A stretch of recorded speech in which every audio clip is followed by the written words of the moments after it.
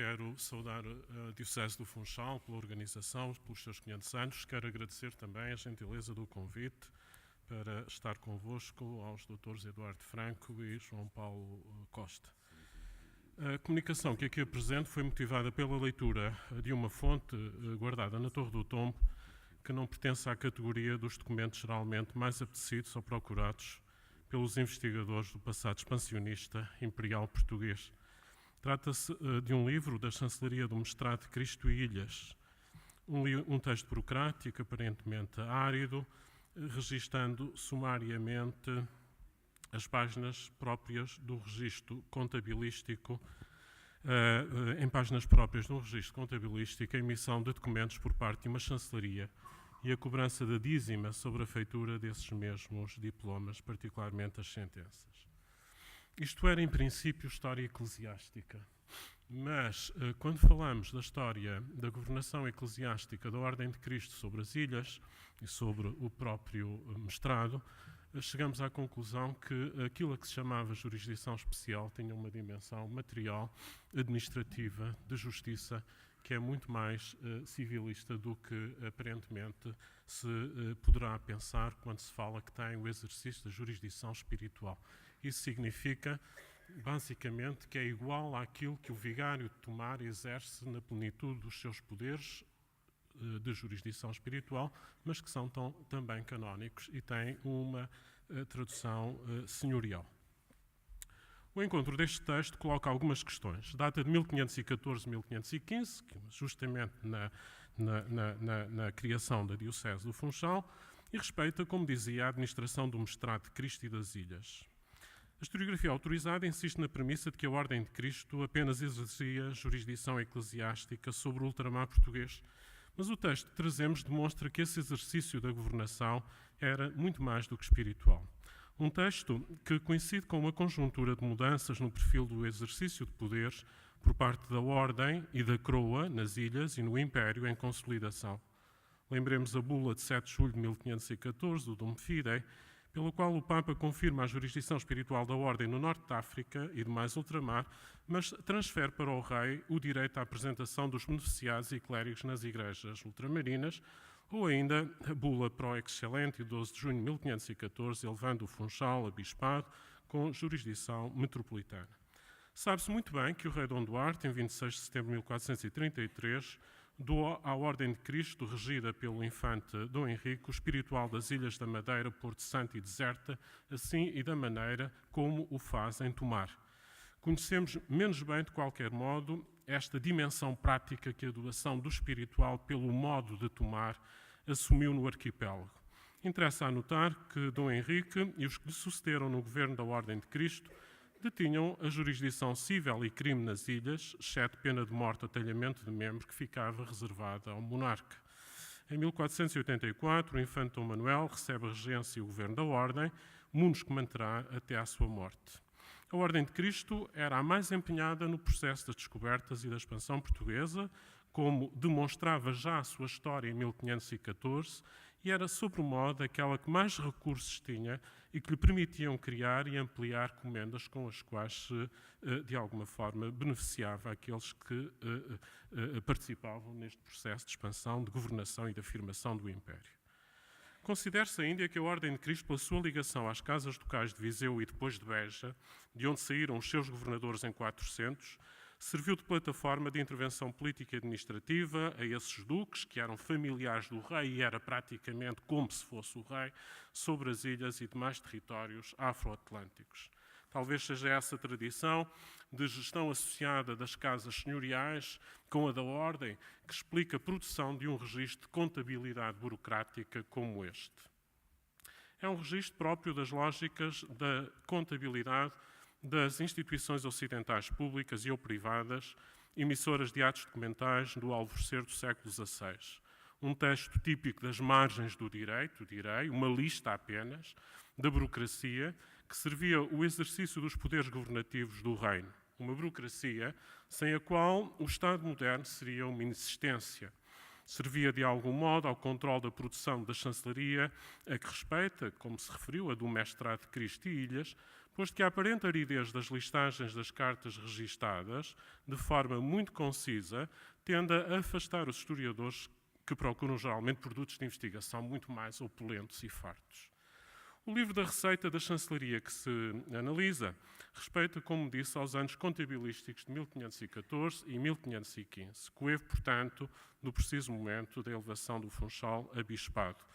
Encontra-se no núcleo antigo da Torre do Tombo, tem o número 558 e integra-se num conjunto de manuscritos de contabilidade das chancelarias da Casa Real e do Reino, mas tem a particularidade de ser da Ordem de Cristo e das Ilhas, o que não sucede com os outros manuscritos. Escrito em papel de trapo, possui 50 folhas. A sua capa é um pergaminho que tem os títulos, conta e receita, livro da receita da chancelaria do mestrado, de Cristo e Ilhas, etc. O livro antigo de contabilidade tem subjacente a uma lógica de composição muito coerente. Na portada apresenta o sumário, o livro da receita da chancelaria do mestrado de Cristo e Ilhas, que Afonso Gomes é recebedor, o qual começou em Lisboa no derradeiro dia do mês de fevereiro de 1514, assim como do ano de 1515. No fólio 49, numeração mais recente, foi lançado o autoencerramento. Este livro tem escritas em parte e em todo 48 folhas, contando 38 de receita e as 10 de verbas, e as mais limpas contadas por mim, João do Porto. E mais uma folha de 1/7 de 57 cruzados, que está em todo o cabo deste livro. De facto, este registro relativo aos 57 cruzados dá-nos esta informação. Recebeu Estevão Lopes, do 7º de 400 cruzados, que pediu um Afonso Álvares, morador em Lisboa, de um cristão novo que morreu em Lagos, dizendo que os perdia porque tinha sua mulher e filhos na Turquia, e desses 57 cruzados dever-se-ia pagar o dízimo à chancelaria da Ordem de Cristo.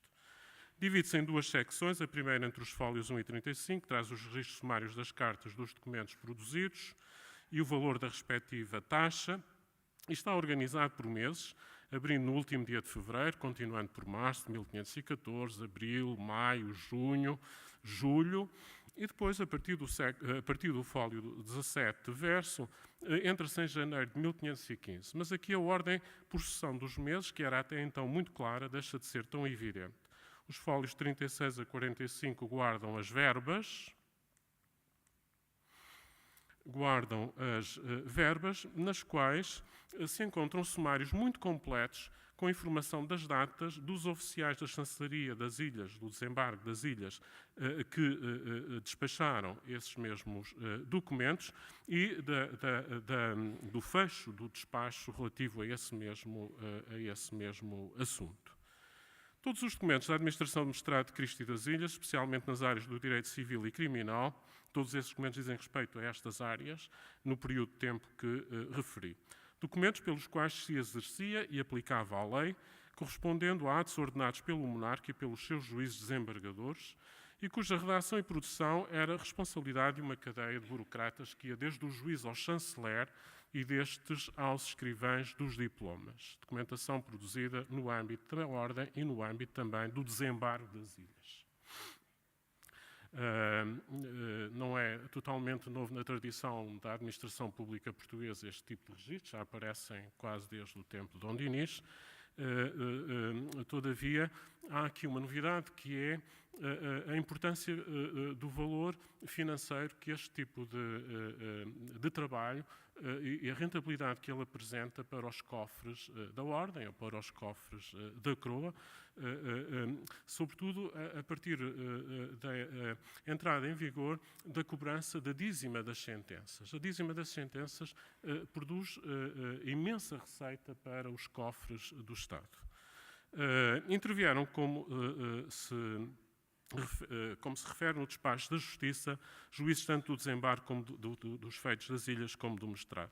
Juízes distintos, 3 juízes sempre por cada sentença e por cada despacho, que rodavam entre si para garantirem a objetividade dessa mesma decisão.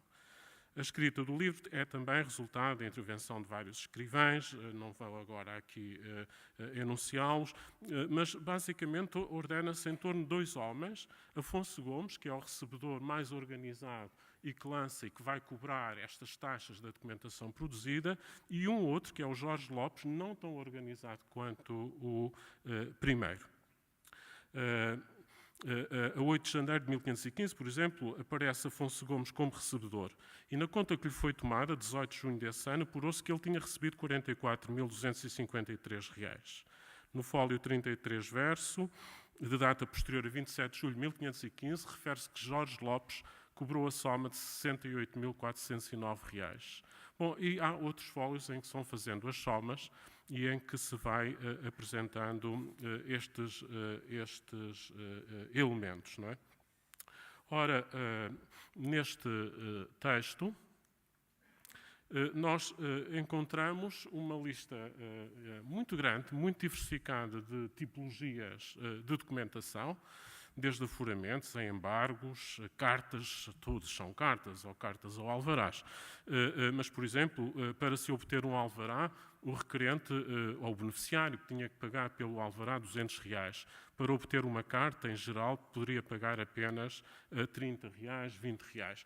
A importância do documento, a importância da concessão, traduzia-se depois no custo do pagamento, sendo que os mais elevados são as cartas de concessão de padrões e de hábitos da ordem, que remontavam a 2.280 reais cada e, a partir de 1515, sobem para 2.300 reais cada.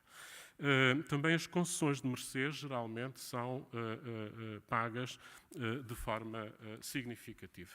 Em números finais, o livro que recebe este estudo e que nos elucida a administração da Ordem de Cristo nas ilhas, não apenas a da Madeira, mas em todas elas, é de facto uma fonte muito importante para a história dos arquipélagos portugueses atlânticos, mas tem particularmente dominante a ilha. A ilha é a Madeira.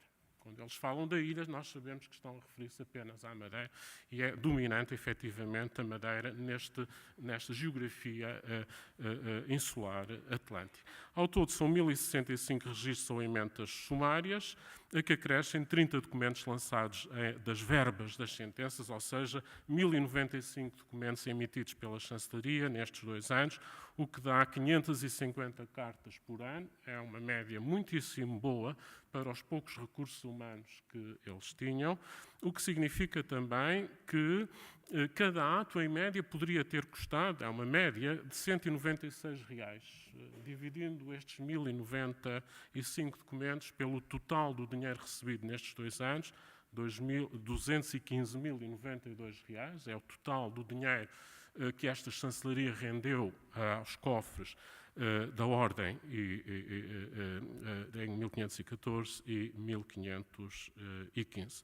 Tenho de avançar, não tenho tempo para expor com todo o pormenor, mas dizer-vos que o alcance deste livro, do ponto de vista espacial, é muito diversificado.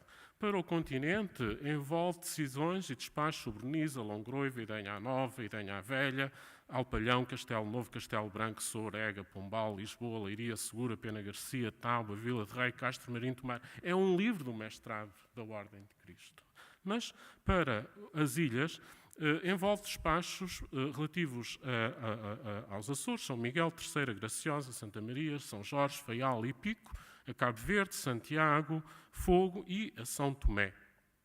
Muito raramente os despachos que encontramos são passados para todas as ilhas, embora existam situações em que isso acontece, ou então para as ilhas dos Açores apenas. Mas, de uma forma geral, são despachos concretos que visam pessoas que vivem em cidades, que vivem em lugares próprios, não é?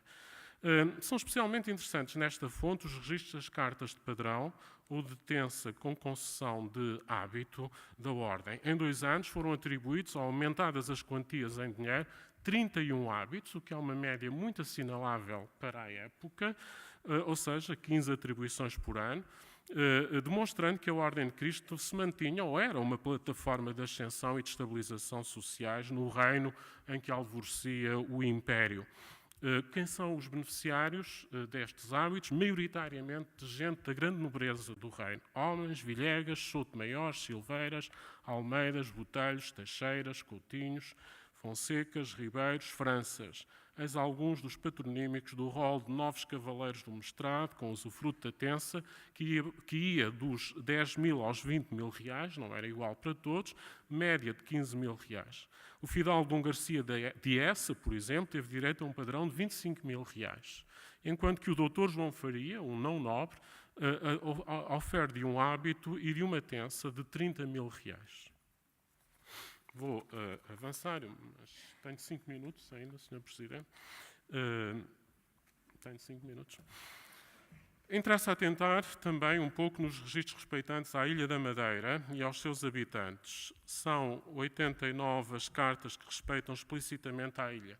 Nós temos um problema nestes 1090 documentos, é que mais de 80% trazem apenas o nome e o tipo de documento despachado. E não sabemos se essas pessoas são dos Açores, ou são do continente, ou são da Madeira. Alguns nomes, como os Câmara, ou outros nós ligamos aos Açores ou ligamos à Madeira, porque é fácil, mas a grande maioria não sabemos onde viviam. Todavia, há 89 que são explicitamente sobre a Madeira e sobre madeirenses. Registram-se, entre estes documentos, cartas de concessão de tabeliados e das escrivaninhas, cartas de concessão de ofícios nos almoxarifados e na alfândega do Funchal, como também relativos ao Conselho do Machico. Concedem-se autorizações para a acumulação de ofícios e para o trespasse e reserva dos mesmos, sobretudo nas esferas da administração local. Registram-se alvarás de segurança e de isenção de se prestarem serviços públicos durante algum tempo. Oficiais públicos que se distribuíam pelo Funchal, Machico, Calheta, Ponta do Sol. A propriedade era um direito garantido pelo Estado. Lê-se uma autorização para se construir um tanque de água ou usufruir-se das águas correntes junto ao castelejo, como se concedem por sentença direitos a dias e noites, em sábados e domingos, ao usufruto da água para regas na Madeira. São várias as cartas relativas a quitações e sentenças sobre o açúcar, avaliado na época a 350 reais à arroba. Um dos beneficiários da liberalidade do governador da Ordem e rei de Portugal foi justamente o então vigário do Funchal, Frei Nuno Cao, já aqui citado como Adaião da Sé, tendo recebido uma azinhaga que se situava junto à alfândega e uma tença de 15 mil reais.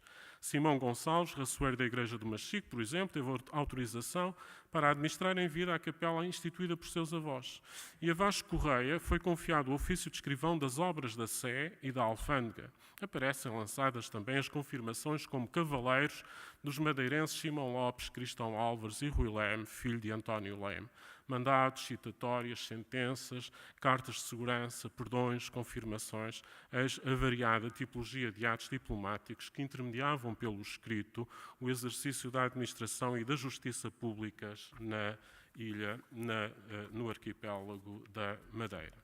Foram averbados neste livro 18 sentenças relativas a assunto do cotidiano madeirense de há 500 anos atrás.